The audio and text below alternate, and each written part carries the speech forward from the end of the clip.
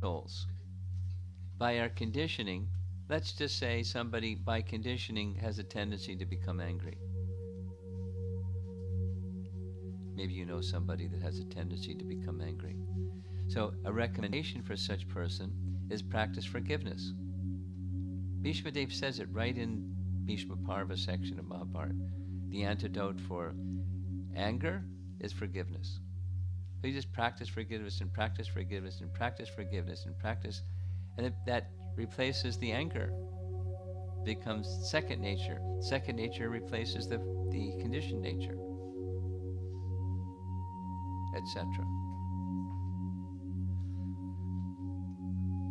The difference between just practicing something that's forgiveness as opposed to anger is the fragrance, the lingering odor of anger may remain. That deleted file may be in the trash bin.